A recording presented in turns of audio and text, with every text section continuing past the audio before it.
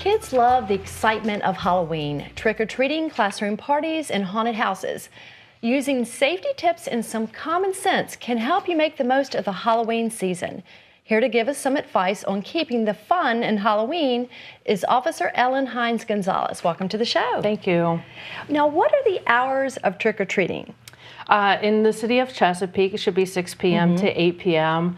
I have not done research recently to see if the city has changed, so I can only expect that it would be the same as it has been for the last several years. Yeah, it's been that for a long time, it has if I been. remember. Yeah, I don't see them changing. Yeah.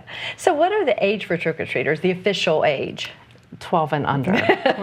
Okay. Yeah. No. We know that there's some older children that still want to participate, and really the only time that I've seen law enforcement where we have to step in and do something is if they start causing a problem. But usually just respect and abiding by the rules and being courteous, we just let them go on. So what are some safety tips if you are trick-or-treating? It's recommended that they always be in adult supervision for any children 12 and under.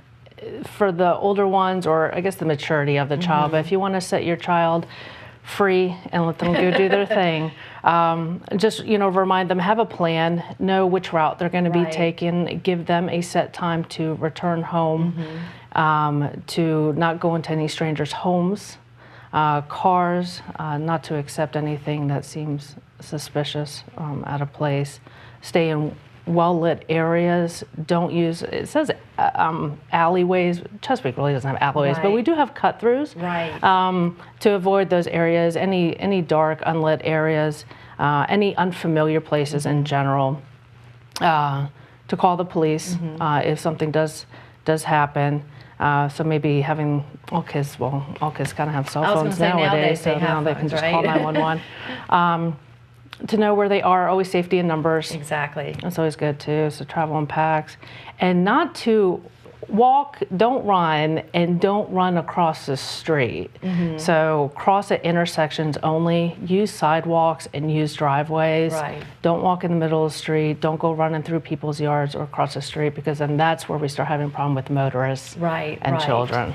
So maybe like stay on one side of the street. To the far right side if there's no sidewalk. So you're not continuously crossing back and forth. Correct. So maybe run up, the right side, cross over at the intersection at a block, and then come and cover the houses on the left side. So what advice for like yard decorations? Say I wanted to put some skeletons or something in my yard. Yeah, if you do, just make sure that they're illuminated or something, so that the young people and the parents accompanying the young people can, they're not going to be tripping and falling, because that just leads to problems. And what I do is I actually sit out near my driveway, encouraging the children to utilize my driveway to come meet me and go ahead and get the candy, and not cutting through, not sitting in the middle of my yard. You know what I mean? It's nice if they don't have to keep walking up, and if a porch light is off, usually that indicates that somebody's not open for business. So normally your light should be, or your yard should be somewhat illuminated, if you're using that protocol of your porch light being on, meaning that you're participating in the giving of candy or so forth. Now, are we seeing as many children trick-or-treating these days? I know there's some other alternatives out there. There are. It's sad to say how over the years safety has become an issue with what should be a fun holiday. So we do see a lot of our local houses of worship to our Parks and Rec department, utilizing the recreation centers, the libraries, or even just private establishments doing something that they like to call fall festivals or a trunk or treat.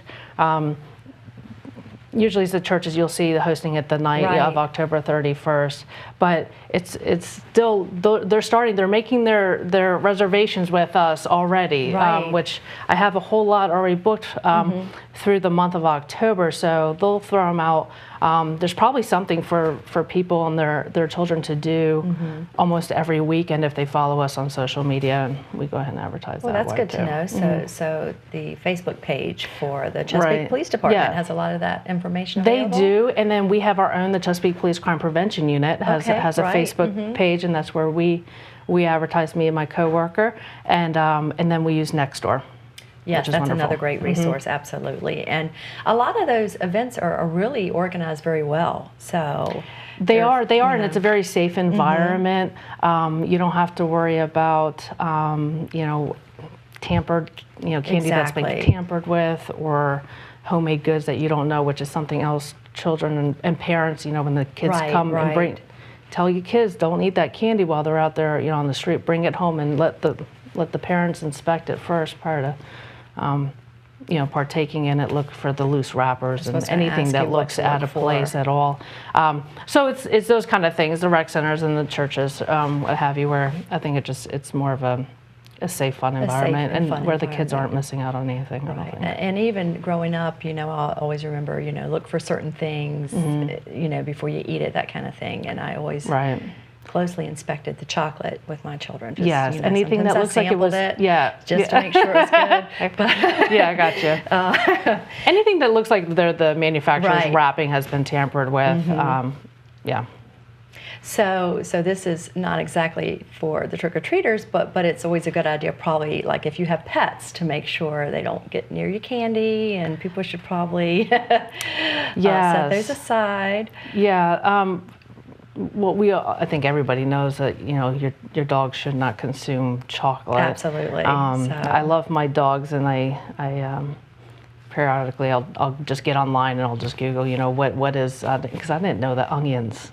Really? Yeah, you're not supposed to give your dog onions, no or macadamia nuts too. So anyway, there's a long list, but there's stuff that's included in candy that they can get into as well. That is true. So that's good. And of dogs too, because I've seen this issue, mainly because when I hand out candy for trick-or-treating, I'll go ahead and put them on the tie-out, like on a leash by me, and which is fine, but as the kids are approaching, sometimes they often don't think my dog is on the lead, and it scares the children, and then they run, and then things can happen. And there's some people that just leave their dogs off lead because, they're obedient dogs, unlike mine. And but sometimes even them, your dog should be on a tie-out. If you're going to have your dog hanging out with you and engaging with the public in your neighborhood, even though they're normally not off lead, or they're good off lead, put them on the lead for that evening. And especially Halloween, when people are out trick-or-treating children, they may approach an animal. That's another thing to be wary of as well. So always be cautious. Lots of things to be aware of. Well, thank you so much for coming on. And again, thank you for having me. Facebook page is a great resource, as well as next door, for anybody who may want information or check out where some other options are. Yeah, we'll be putting these safety tips out probably next week, in addition to a lot that we didn't discuss today. So we'll go ahead and throw all those out there. So viewers, please go on our page and look at that. Thank you so much for coming. Thank you for having me. Appreciate it. We have to take a quick break, but up next, get your calendars out. We'll hear about some upcoming events when Parks, Recreation, and Tourism stops by. Please stay with us.